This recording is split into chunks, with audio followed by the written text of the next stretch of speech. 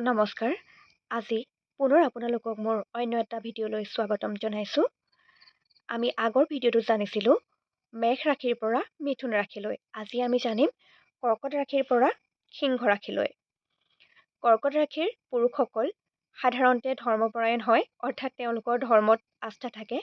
তেওঁলোক সত্যবাদী হয়, কিন্তু চন্দ্ৰৰ প্ৰভাৱৰ বাবে তেওঁলোক সামান্য চঞ্চল হয়। চন্দ্ৰ যেনেকৈ অলপ দিন উঠে, অলপ দিন নামে, ঠিক তেনেদৰে তেওঁলোকো চঞ্চল হৈ পৰে। আৰ্থিকভাৱে তেওঁলোক স্বচ্ছল হয়, তেওঁলোক স্বাভিমানী হয়। অৱশ্যে এওঁলোকে কফ বা কাহ আদি ৰোগত ভুগিব পাৰে।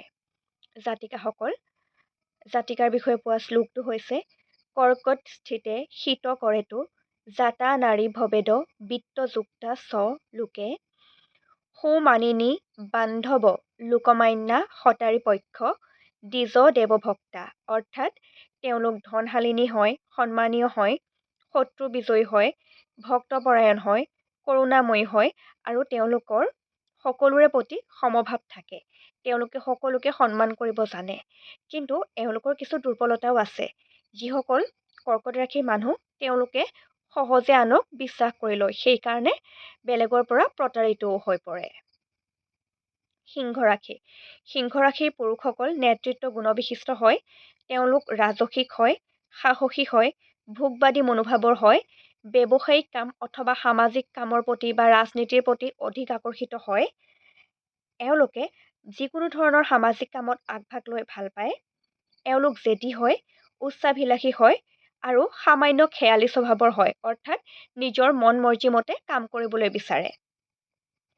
আৰু জাতিকাসকল, তেওঁলোকৰ শ্লোকটো হৈছে সিংহ স্থিতে চন্দ্ৰমুখী প্ৰধানা নাৰী ভৱে চৈৰ্য সমন্বিতা চ প্ৰিয়মিষা কৃত্যপৰা উদাৰ চেষ্টা সুভগা সুৰূপা। অৰ্থাৎ এওঁলোক উদাৰ হয়, সুন্দৰী হয়, লক্ষ্যপটু হয়, কলাত্মক গুণৰ অধিকাৰী হয়, ঐশ্বৰ্যশালিনী হয় আৰু সৌভাগ্যশালিনী হয়। এওঁলোকে সদায় নিজৰ পচন্দ মতে বা নিজৰ পৰিকল্পনা অনুসৰি কামবিলাক কৰি ভাল পায়। এওঁলোকে কৰ্মক্ষেত্ৰ আৰু পৰিয়াল একেলগে পৰিচালনা কৰাত সিদ্ধহস্ত হয়। কন্যা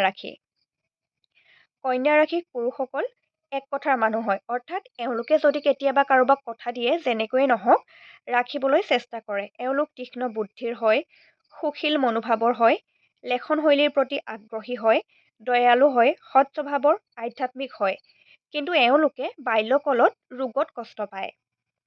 আৰু কন্যা ৰাশিৰ জাতিকাসকল, কন্যা শ্ৰীতে শীত কৰতো জাতা নাৰী ভৱেত বিত্ত চতুষ্পাদাধ্যা প্ৰতিপ্ৰধানা জিত শত্ৰু পক্ষা ক্ষমান্বিতা পুত্ৰৱতী মনোজ্ঞা। অৰ্থাৎ এওঁলোক প্ৰতিপত্তিশালী হয়। চতুষ্পদ অৰ্থাৎ চাৰি ঠেংযুক্ত জীৱ জন্তু বা পশুধনৰ পৰা এওঁলোকৰ লাভ হয়। শত্ৰু বিজয়ী হয় এওঁলোকে নিজৰ স্বামীক নিয়ন্ত্ৰণত ৰাখিব বিচাৰে। আৰু কন্যা ৰাশিৰ লোকসকলৰ বিশেষকৈ মহিলাসকলৰ প্ৰথম সন্তানটো পুত্ৰ হোৱাৰ সম্ভাৱনা অধিক হয়। এইখিনিতে পুনৰ কওঁ, কেৱল ৰাশিটো গণনা কৰি পেলাই সন্তান কি হ'ব বা কেনেকুৱা হ'ব সেইটো বিশ্লেষণ কৰা নহয়। সন্তানৰ ক্ষেত্ৰত পিতৃ আৰু মাতৃ উভয়ৰে কুণ্ডলী বিশ্লেষণৰ প্ৰয়োজন হয়। আজিলৈ ইমানেই। অন্য এটা ভিডিঅ'ত আমি বাকীবিলাক ৰাশিৰ বিষয়ে জানিবলৈ চেষ্টা কৰিম। আপোনালোকে যদি ভিডিঅ'বিলাক ভাল পায় তেন্তে অনুগ্ৰহ কৰি মোৰ চেনেলটো লাইক, শ্বেয়াৰ আৰু ছাবস্ক্ৰাইব কৰি দিব। ধন্যবাদ।